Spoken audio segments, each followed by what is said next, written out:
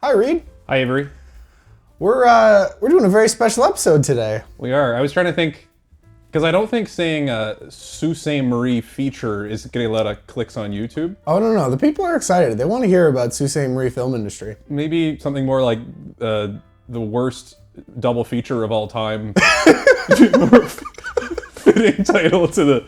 That's maybe what we go with. Yeah, that'd be good. Which isn't to say I actually enjoyed both these films. Yeah. But they are not films that I would recommend watching one after the other. No. Which is what I did. Okay, I had a night in between, which is the right way to go. Yeah. Which one did you do first? Remember. Okay. So that was the right order. It's the right order. I did the other order, but I had a day in between. Tough. So what are we doing today, Avery? Why don't you explain? Because this is probably this is a little personal for you. Yeah, it is a little bit. So I grew up in a little town called Sault Ste. Marie, Ontario, which is, here's the interactive map right here. Check it out. Middle of nowhere. About a year and a bit ago, I started getting wind that a movie filmed in Sault Ste. Marie was picking up some steam.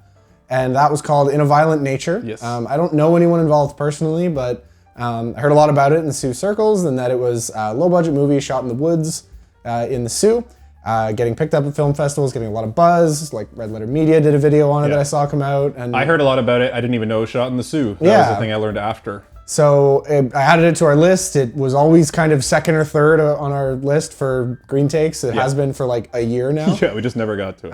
I hadn't seen it and used to throw it out there, and I was really excited. And then we were kind of thinking of maybe doing a double feature. And I remembered a few years back that there was another movie that something similar happened, and that was a film called Remember. Yeah. That is largely filmed also in Sault Ste. Marie, starring Christopher Plummer. Yeah. And so I figured, give a shout out to the boys back home. Check out what the Sault Ste. Marie film industry's been producing. Yeah. And the worst double feature ever was born.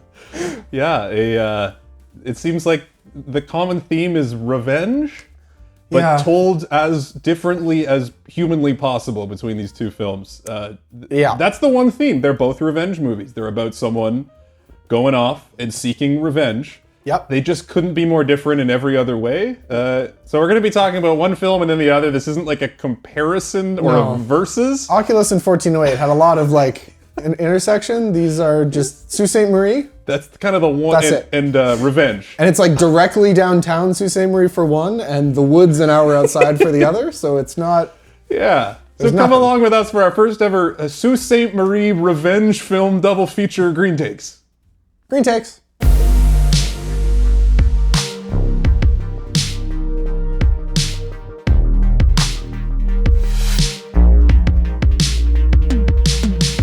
I think we should talk about In a Violent Nature first, because a lot of our viewers will turn this off when we get to Remember. Yeah, that's fair enough. So let's start with the one people probably came here for. Let's do it. I know we're a little late to the party on this one, but I was really excited to see it. And should we start off by just some general thoughts on it? Yeah, so we'll do, I think for both of these, light spoilers. Like, I want to talk about what's going on in the movie. I don't think, if we get to the very ending and stuff, we'll warn you, but light spoilers. Yeah. In a Violent Nature is basically Friday the 13th, told from Jason's perspective, and shot like an A24 art house film.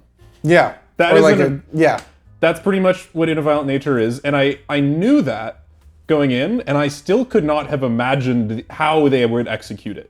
It was truly shocking. Yeah. It took my brain a long time to get with this movie, and I've not seen anything like this before.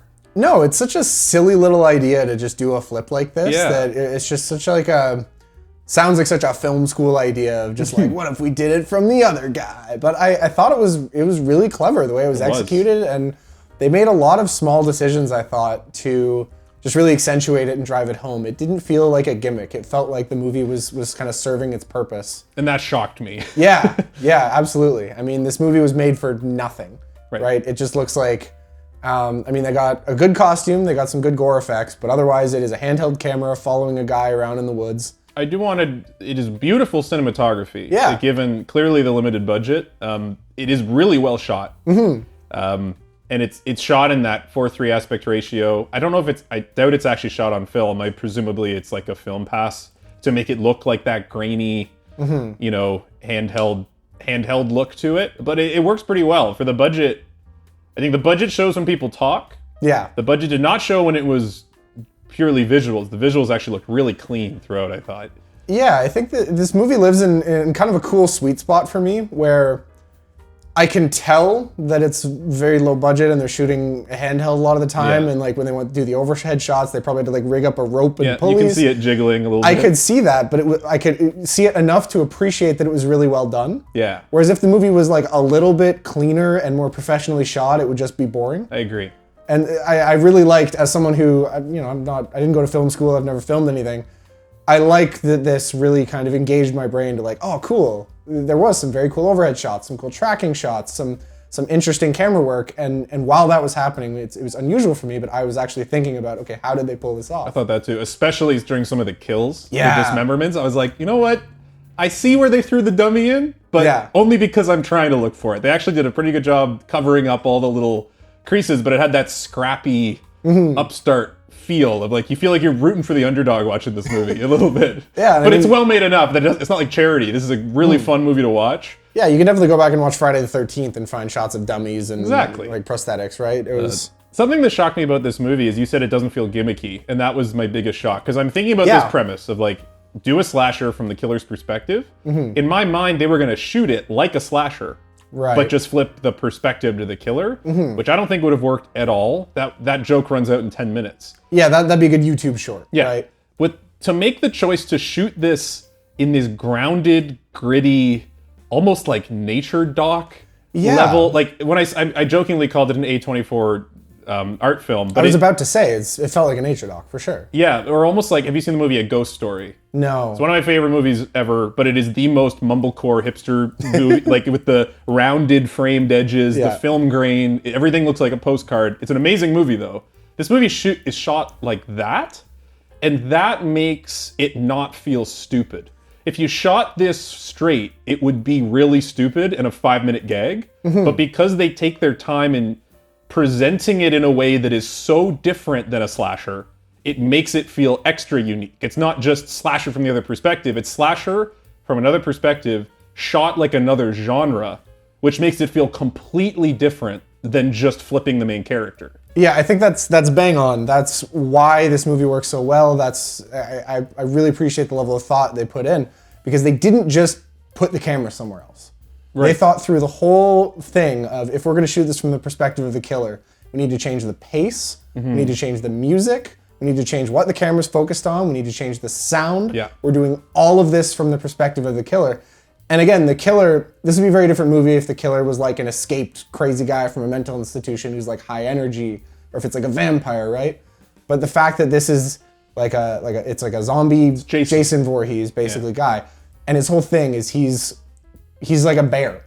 Yeah. He's like this totally calm, like quiet, like he slow, plodding, like never gets worked up, never gets stressed, taking his time. Yeah. And they did all of that, and this really ties into the theme of the movie, which is like the predator-prey relationship and like the predator, kind of mindless predatory animal.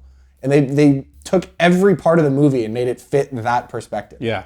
It was all just tight. It was well thought out. Well, because you think about a slasher movie and the moments where the killer's not on screen and then they show up.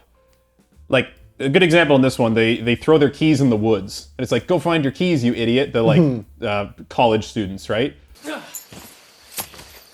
fucking get it. What's your problem?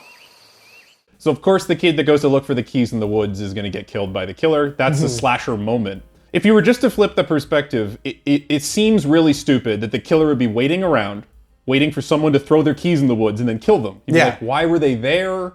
If you're trying to do like CinemaSins movie plot holes, that's a moment where you're like, why would the killer be lurking in the woods? What were they doing that whole time? Yeah. If I was to see it, it would probably look very stupid. This movie somehow depicts that, and it doesn't seem stupid the killer was there. He was walking by, but he's been walking for like 12 hours, so eventually he's gonna find someone. And then the keys literally end up at his feet, and you see the moment of him being like, someone's gonna come look for these keys, so I'm gonna hide behind a tree. It makes like those plot hole stupid things kind of actually make sense when you're following this guy. You're like, okay, it's not as stupid as I thought that he killed her in a lake by swimming underwater forever. It kind of actually made sense. Yeah, it was really consistent with like the killer's logic. He was just, and they set that up from the very first scene where he gets the hunter guy. He's only interested in someone one or two at a time, and he's in no hurry. So they set it up early that he's happy to just sit there and wait until someone wanders off on their own, and he's just gonna stand there and chill. Which is one of the funniest like plot holes in slashers is why are they walking? Like why does Jason never run? But somehow he always catches them. But this movie actually makes it make sense. Like one of my favorite moments of this is at the beginning, he sees that the pink ticker tape will show where the hunter's traps end. Yeah. So when the hunter runs away, he walks slowly along the ticker tape line and knows the hunter will be in a trap. In a slasher movie, you'd be like, that's stupid. How would he know he's there? But in this movie, they actually like show how he will know it. It makes sense. He has like a plan. They really did they went the extra mile to kind of close a lot of these gaps and to not leave big annoying plot holes. Yeah. In a way that's really admirable for how this film was made. I was wondering when you were finally gonna show. You sure took your time, though. One of the potential pitfalls of a movie like this is by following the killer around literally over his shoulder, you throw away any suspense, right? Yeah. So you got to kind of find a way to make up for that. I think they did a really good job of that, and it was just by totally shifting the mood, again, to kind of match the killer's perspective. I would describe this movie as like Zen. I was gonna, my keyword was meditative, so exactly the same thing. It's peaceful, and it works in this really interesting way as replacing that element of like, you know, when Timmy's walking through the woods in the horror movie, it's suspenseful, it's scary, you're looking around every corner. When you're following the White Pines slasher, yeah, which is really, I'm curious if it's an Easter egg, because White Pines is a high school in Sault Ste. Oh, okay. And I'm curious if that's a connection, Probably. But anyway, there's also a lot of White Pines around. But by following him, they shift the tone completely to this just feels like someone out on a walk in the woods. It's so cozy. It is. And relaxing. Like, I could see this being a comfort movie. Like, just throw this on and kind of chill out, which is hilarious because it has some of the most, like, over-the-top bloody kills. Oh, yeah, big But time. those are interspersed with just this, like, you're just chilling. And as someone who grew up, I didn't grow up in the Soo, but I spent lots of time in the Ontario wilderness, which looks largely similar even when you get up that far north. I have never seen a movie depict the Ontario wilderness as best as this movie did. It was really cool. Like the moments where he's walking around sunup and sundown, just through like a little pasture, the fields or the trees. It's like, I felt like I was back at like summer camp or my cottage or camping. Even just the attention to detail with like the nature sounds and how much like crickets they're ringing through and the fog in the forest. It really like, it's very nostalgic for us, probably in a way that it won't be for everyone. Yeah. But if you ever wanted to experience like Ontario, this is like exactly it. Because so many things are shot in Ontario, but they pretend to be somewhere else, and they intentionally obfuscate the Ontario-ness of it. We'll talk about that with our next one. Yeah, and they put in like a CGI cliff in the back or whatever. This is like unapologetically Ontario. It's set in Ontario. There's an Ontario license plate on the car. The end credit song is a song about working in Northern Ontario. Oh, it's a song about black flies that I heard a lot growing up. Yeah. The black fly song is so a famous I song. love that unapologetically, not just Canadianness, but like it is from Northern Ontario, which you never see. To work up in the woods in North Ontario. Just on like the piece where, I mean, so much of this movie you spend with very little suspense. There's a couple moments during some of the kills where maybe you could kind of get caught up in, you know, will he get away and like, do they get away? But that's not really the point. You're following the killer. There's no mystery. I think that's made so much more effective, and I'm not going to spoil anything, but with the end, you do end up kind of shifting perspective back to one of the regular people. Well, it's the final girl. Yeah, the final girl. Which I don't think is a spoiler, because if this is going to be a slasher, obviously there's going to be a final girl. There's going to be a final girl. So for the last 10, 15 minutes, you end up with the final girl, and they do this cool thing where they sort of slowly transition the mood of the movie, and they kind of let you catch up with where she's at. Because it goes from this kind of like, you know, this Zen meditative, this killer's just having a nice little walk through the woods and murdering teenagers. And they kind of slowly let you get back into the headspace of the girl and realize how kind of, they let you take your time and realize how horribly traumatized she is. Yeah. And then they have just this one particular scene of like real suspense and tension. And it all just like the dam bursts from everything that was just on the other side of the movie. And I thought that was just so incredibly effective to kind of give you like a movie's worth of suspense in just a moment. I am certain that if you went through the IMDb reviews, you'd find 100 people saying how boring this movie was. Guy walking around in the woods. She just looked at the woods. It's nothing scary. It's just nothing. Yeah. But I really, really appreciated how thoughtful every piece of this was to kind of create this experience. It was really cool. You guys never heard of the White Pine Slaughter? The what? The White Pine Slaughter. I thought that was the whole reason we were here. Aaron, we're not in the mood for your shit today. I've watched a lot of slashers. I love this. The thing that this is not parodying, but At least like referencing or building the on. original slashers, like let's say the original Friday the 13th and those, all the movies that inspired, those are like comfort watches for me, especially around Halloween. I love them. Even though they're formulaic, summer camp slasher movies are always going to be a win for me. Spooky July. And but this movie showed that it has a lot of love for the genre, because you could make this movie while having a vague idea of how those movies work and get it all wrong, because there's actually a lot of nuance to the way a slasher plays out. It's not complicated, but you have to have watched enough to know the little nuances. And this movie hit all the nuances, and it was like it turned into comedy seeing them from the outside perspective, because it makes you realize how stupid all the individual situations that they're creating are. So a good example, in a slasher, you never have your protagonists be the first killed. There's usually like a prologue kill, where it's like someone runs across the monster before they've even rolled the credits, the opening title credits, and they get killed by the monster, and then it like hard cuts to our college kids in the van driving up, all excited about the trip. Right. And it's like, we as the audience now know there's a killer. Our protagonist we're being introduced to, but we didn't want to kill one of our protagonists off the bat, because you need to have the build-up of them thinking things are fun and safe, and then things go awry. This movie has that prologue kill in the guy living in the shack talking to the cop. And at first I was like, it's weird that we're not focusing on like college students for him to be killing. Why is he killing like some guy living in a house? And I'm like, oh, this is the prologue kill. This is that first kill. And it's like I started contextualizing all the moments where he showed up as what it would be in the normal movie. In fact, like exposition guy is the first guy to die. The campfire scene, the exposition guy, the girl swimming by herself, and then the two flirty teens that immediately split up. The love interest. Yeah. One of them thinks it's the one coming back to bang him, and it's the bad guy. Exactly. But you're seeing it like at a distance where you're catching half the lines of dialogue, and you're like, oh, I know what scene this is. And it's like the killer doesn't care. He doesn't even know. But it was so funny to see those things play out at a distance. The best one was the cop at the end talking about how his dad was the only one to stop. I loved this. You don't know what you just did, okay? That's his mother's necklace. It's the only thing holding his soul at rest. Okay, fine, then we'll just give it back. You can't just give it back. He's awake now. Because you know, if this was like Scream or Friday the 13th, that cop would be the one guy you bring back in the next movie as the one guy who defeated him, and they probably have to recast him. And then eventually he dies and his son becomes, I'm the son of Ranger Jeff and I'm gonna defeat. I could see the like bones, the groundwork of, if this was a real slasher, I know what scene you're doing. Yeah. But we're watching it like across a parking lot and you can barely hear it. I'm like, that's brilliant. I loved this. I completely agree. I had this exact thing in my notes of just like, I loved that we were just like wandering in towards the end of this conversation, and your brain just knows what the whole conversation was. We don't even need to hear all of it. It's like, been in every one of the Friday. scene. Yeah, we get it. And it's like, you care about it as much as the killer would, which is just like, I don't know. Whatever. I'm just gonna No, kill I don't him. remember you and your dad. I remember what you did 10 years ago. We'll do this for both movies. This was shot in the Soo.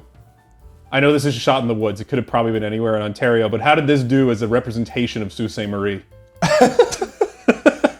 Honestly, yeah.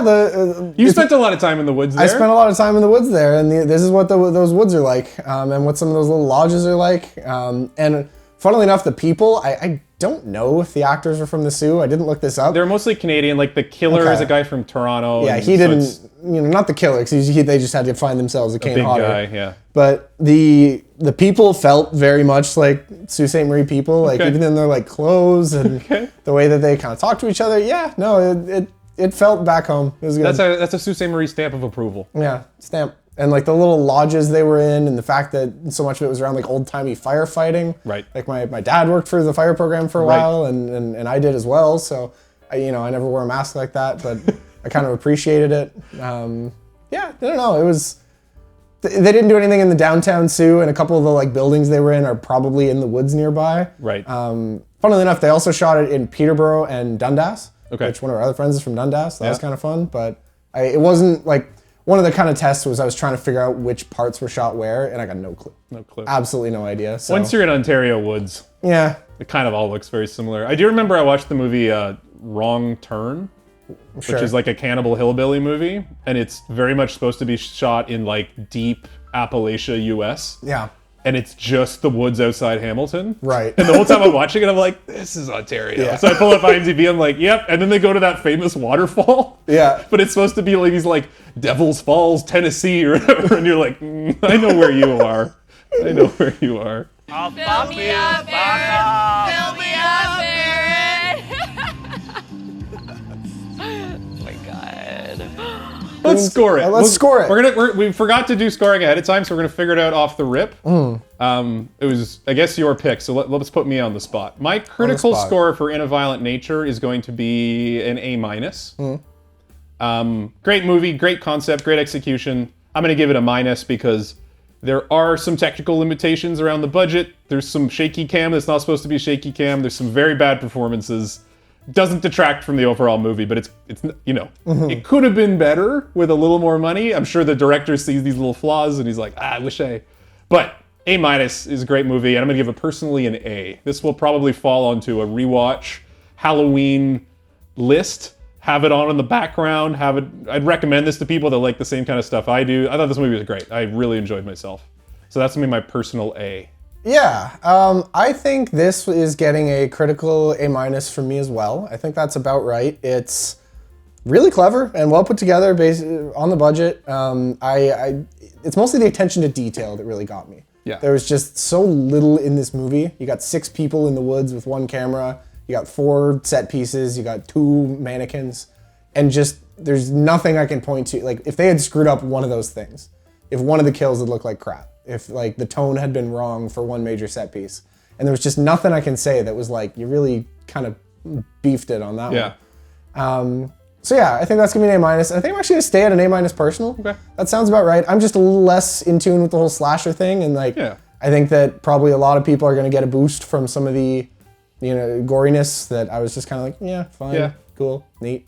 But no, I really enjoyed this. I enjoyed talking about it, and I'd be hard pressed to find something better to come out of Sault Ste. Marie in a very long time. So, including him. Yeah, including me. Wait, and the ciders in the cooler are mine, guys? Yeah, we know you won't shut the fuck up about it. All right, so I'm gonna recommend you pause the video and like go for a walk and come back, because you need to totally change everything. Tone shift, big tone shift. Completely different what our next one is, other than mostly being filmed in Sault Ste. Marie. This was a film called Remember. And this is a film starring Christopher Plummer and Martin Landau, both like extremely prestige actors throughout most of the 20th century. I think both Oscar winners. Probably. Yeah, probably at least nominated a bunch. Very well-known household names doing this kind of very small movie well into their 80s about a couple of old Jewish men in a nursing home. I guess we should say this is light spoilers. I was shocked how long the movie took to tell you what it's actually about. Yeah. So I guess we should say we're going to talk about the movie with spoilers up to like the mid to third point. We will not talk about the ending yet, but we will kind of spoil what the premise is. If you read anything about it, like the synopsis on IMDb, you're going to get this. Yeah. And it's kind of, it's not, But just in case, light-ish spoilers. Light-ish, that's fair. But. So it's these 2 older Jewish men. Martin Landau is wheelchair bound, and Chris Plummer has Alzheimer's. Martin Landau has devised a plan and written it all in a letter to send Chris Plummer out to hunt down the man who ran their camp at Auschwitz and killed both of their families. Yes. And that's the setup. And Chris Plummer is this old man with Alzheimer's who takes off dementia. But dementia, sure. Who takes off to go and fulfill his mission. And not like takes off, he escapes the nursery home. Like he is being actively pursued by his family. He's not supposed to be out on his own because he has dementia. And the only thing he has to ground him is the letter with instructions for what he's supposed to be doing, because every time he sleeps, he forgets where he is, he forgets his wife is dead. He's totally not equipped to take on this mission, and he sets off across the United States and Canada to try to find the family's killer from Auschwitz. And now, I feel like in hearing that, if you haven't seen this movie, you're probably very confused about what tone it's going for. It's not Inglourious Bastards. It's not Inglourious Bastards, but I think the movie is also somewhat confused in what tone it's going for at points. Yeah. It's not as dour and dark as that premise kind of sounds. No. Like, because you've seen a film called Harry Brown, which is Michael Caine doing something very similar. A long time ago. And that is like a horrifically dark and dour movie that's similar, very similar plot, where it's like an old man trying to get revenge. This is not like that, but it's also not like silly, but it is something, I don't know. This movie is very simple. Yeah. And it looks like a made-for-TV, made-in-Canada movie. Like, it kind of has a TV movie clean look to it. It does look like it should be on TV, for that sure. Contrasts, like, how kind of severe the subject matter is, and also how good it is. Like, I think this movie is extremely well done. Mm-hmm. And I would say that the presentation of it did not immediately convince me of that. It kind of took me some time to realize. Yeah, you've got to kind of give it a chance, and you've got to get past. I would equate it for sure to a very good episode of a TV show. Yeah. My kind of headline for this movie is that I think these performances deserved a bit better of a script, personally. I found it a touch frustrating because I just feel like there was richer material here. And it's tough to get too in detail with that without getting more spoilery, and I'm not going to spoil the ending. So the kind of the middle part of the movie, all he really has is a name, right? And it's Otto Schmorgenbargen, whatever the Nazi's name. The Simon Wiesenthal Center has found 4 Rudi Kurlanders who emigrated during that period. And he hunts down these 4 different guys that all have that name and are all about the right age. So it's kind of these set pieces of him finding the 4 different fellas. Pretty much all 4 of them, I wanted them to do something a little more creative and interesting with who they ended up being. I know you're going with this, because none of them were a full emotional gut punch in the way that I thought they may be. Mm-hmm. But I also think they all worked in a different way than I expected. Okay. Like, I think each of the 4 interactions played out completely different than I would have expected. I was ready to cry. I was ready to cheer. They play out more like probably what would actually happen. Like, really grounded, borderline boring, except for one of them. Except for one of them, which I did not like. No, that one was a little bit overdone.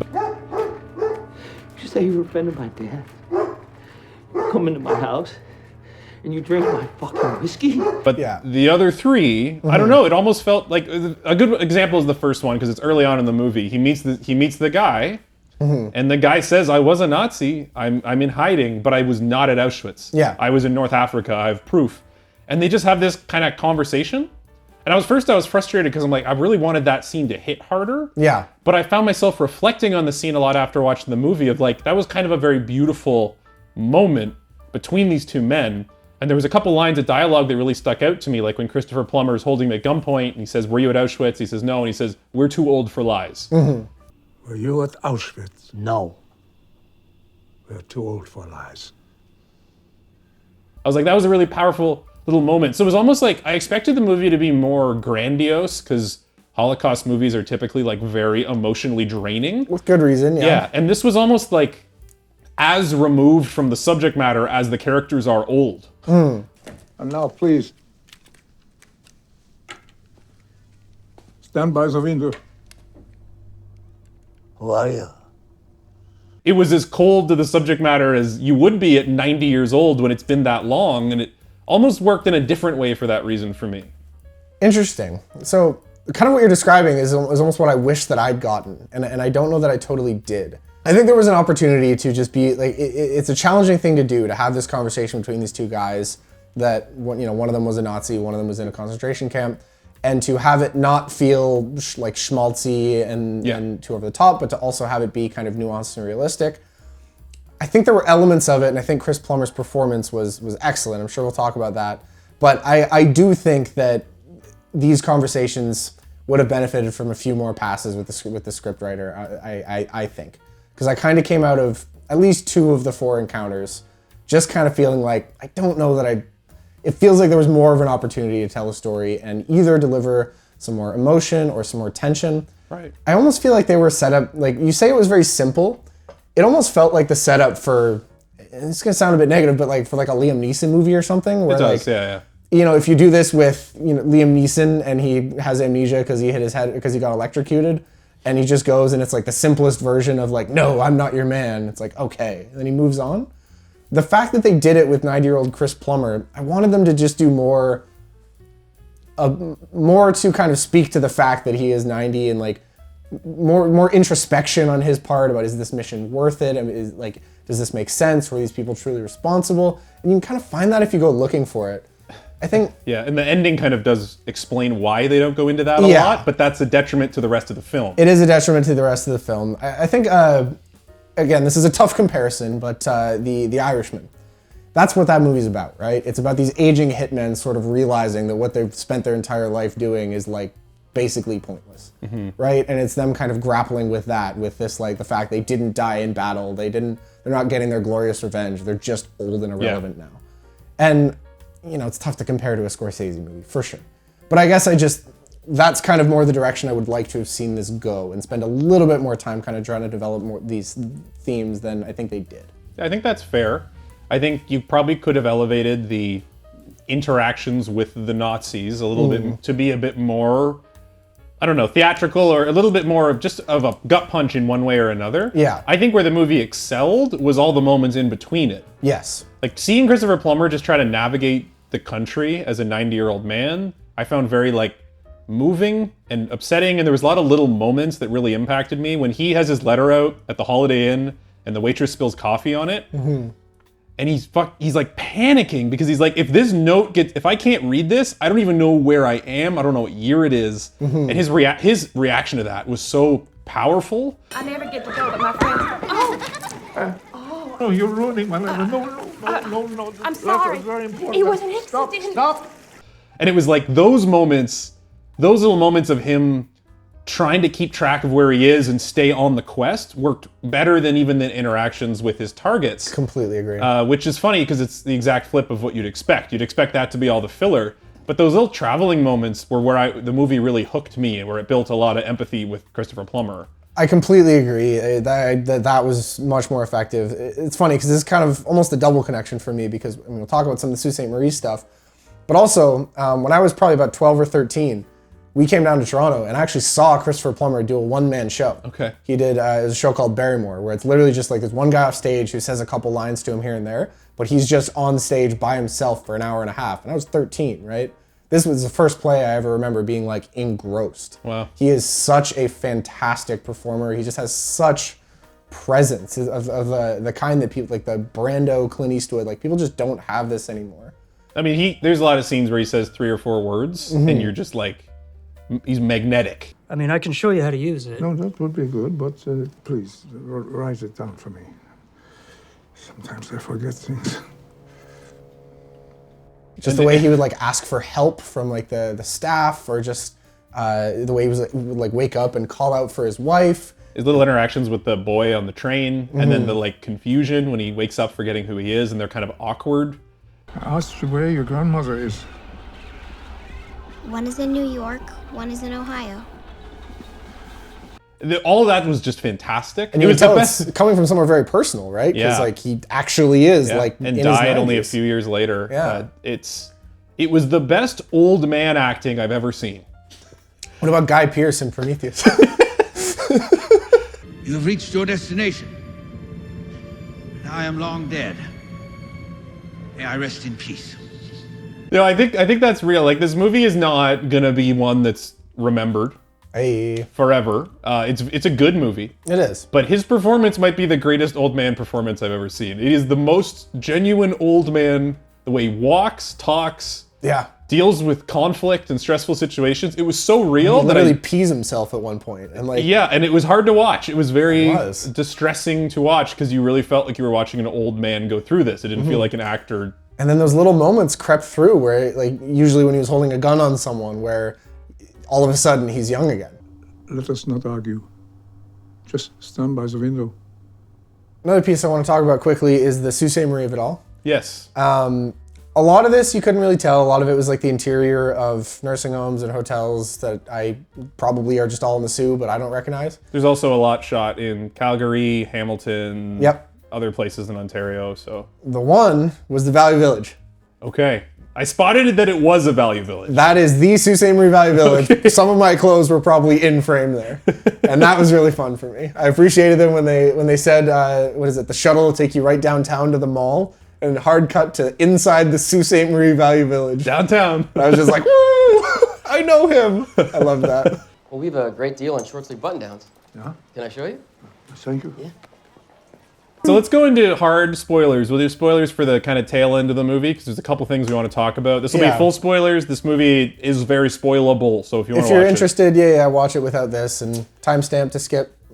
Cut that out if we don't do it. It's fine. The first thing is Dean Norris, the third Nazi. It's the guy, the Nazi he's looking for is dead, and he meets the son of the Nazi, who's Dean Norris, who's clearly a strange dude, and his dad has a bunch of Nazi paraphernalia all over the house. It turns out it's the wrong guy, even though he was a Nazi. It was not the Nazi. He was a cook. He was a cook. He was very young.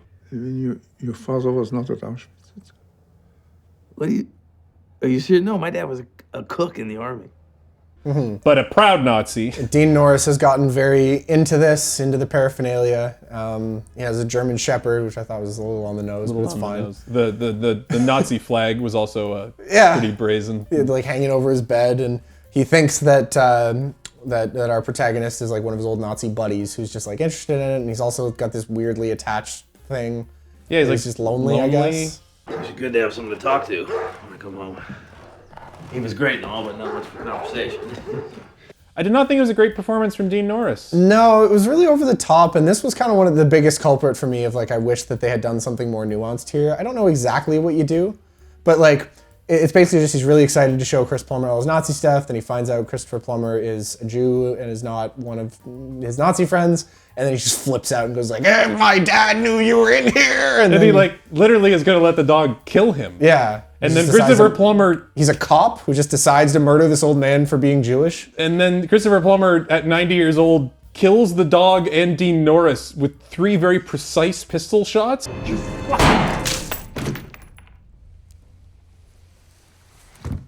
And this is what felt the most like a Liam Neeson script.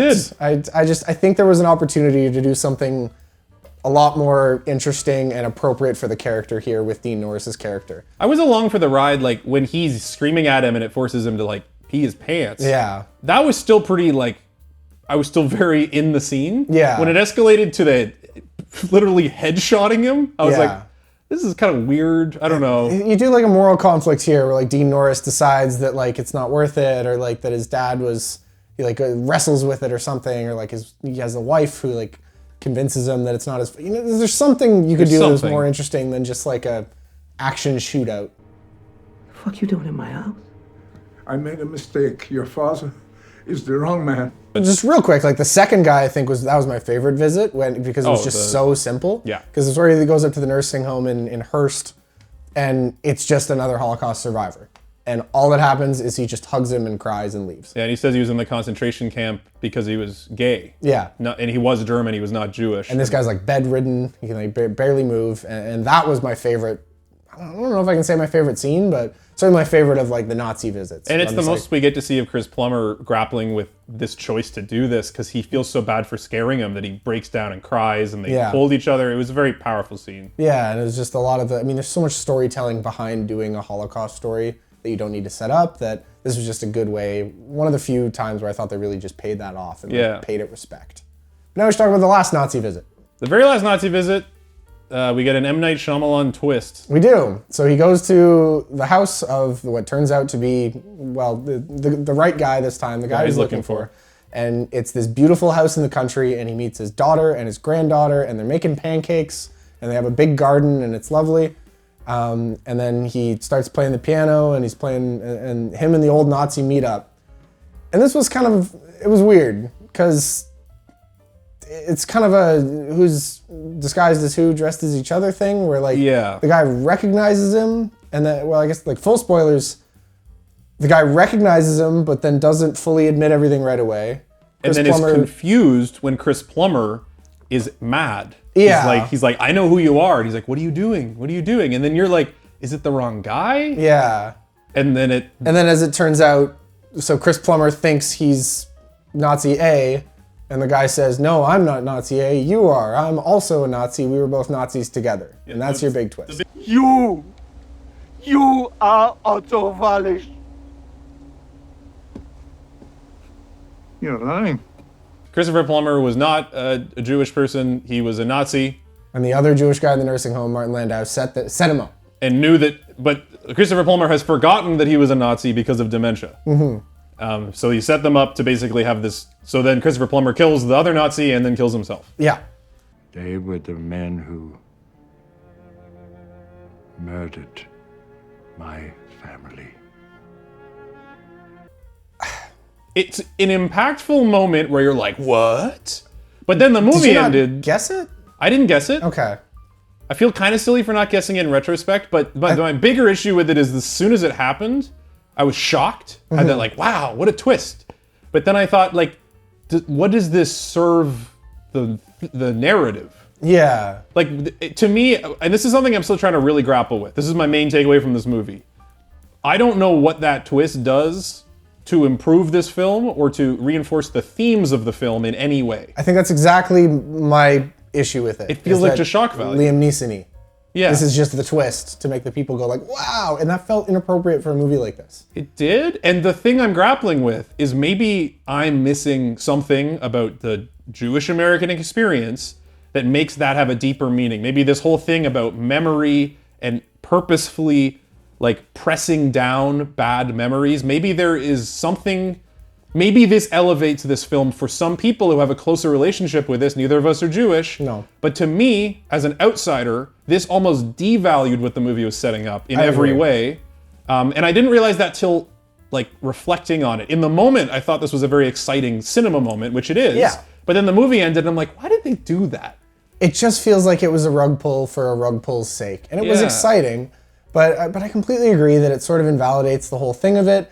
It also just didn't track in a couple places. It's like, I know he has dementia, but he still like knows his whole family's name and recognizes his old friend and like is talking about being at the camp. Like, Well, and I think that's- has he really? I think they try to justify that by, he says to the other Nazi, you've thought of the lie so long you forgot your own reality.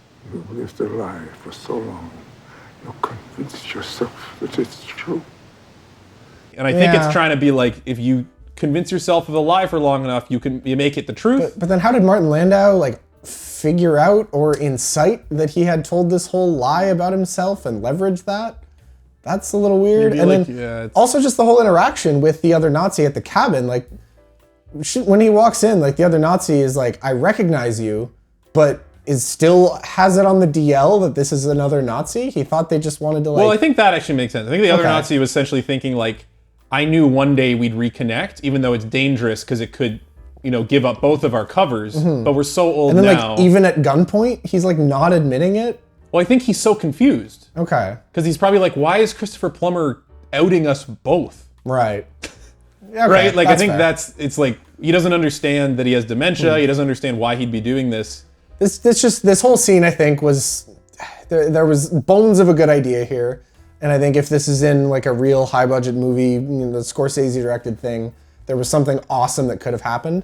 As it was a fine, exciting ending to a made for TV movie. Like, you do think there's the opening scene of Inglourious Bastards is one of my favorite just dialogue heavy scenes of all time, right? With Christoph Waltz interviewing Yeah. the guy. That's a scene, it's just two people talking and you can't look away. It's Yeah. too engrossing. This ending was not better than something that well written that has no twist. Yeah. If you could write a scene that was like really powerful, but about a Jewish man and his former Nazi prison guard guy actually not reconciling, but having just a conversation, I think if you pull that off, it's more impactful than pulling a twist off. But what kind of standard are we holding this movie to? Yeah. I guess is the question. It's not better than Tarantino's arguably best movie or a Scorsese thing. It's like not. It's just. It's a good movie. It's a good movie. It was well done, especially for what it is. There was a lot of points where I feel like more time spent with the script, thinking about what is this serving? How are you telling? How are you furthering the themes in the storytelling with this scene? I think there was a couple of small tweaks you could have made that would have really elevated this whole thing. Yeah, it's worth watching for Christopher Plummer. Thank you. Did we score this one? Yeah, A little tricky. I suppose we should. I think that, you went first last time, so I'll go first this time. I think critically, I'm gonna give this a B. I think that I could probably knock it down to a B minus, but it's going up to a B just for Chris Plummer's performance. I think that just in terms of filmmaking quality, this is right in line with something like a Taken. It's just like a fine movie. In terms of like technical execution. Even just like the script as well, and not the performances. I think the performances were mostly excellent, especially Chris Plummer. But I just think in terms of like the level of the script writing and the craft to it is fine. It's good. And when you do a movie about a Holocaust survivor, I feel like I'm expecting amazing. Sure. There's not a lot of B movies there's a lot about of Holocaust great survivors. cinema about that. Yeah. It's heavy material to take on for a not as ambitious project. I think personally I'm going to knock this down to a B- just because I found myself getting hung up on the particular flaws in a way that kind of held me back from enjoying the good parts as much. When it was just Chris Plummer on a bus, totally agree, loved it. But that's what I came away with, is like my brain was just trying to rewrite 4 or 5 of the scenes that I think would have knocked this up well into the A's. Sure. I also, this is not fair, but I just want to point it out that this is almost the exact plot of an episode of Family Guy. And that made it kind of hard to, that was tough to get past. So. Who did it better?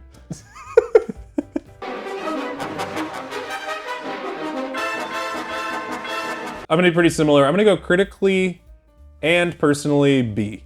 Good movie. Me and Julia watched it. We both enjoyed it.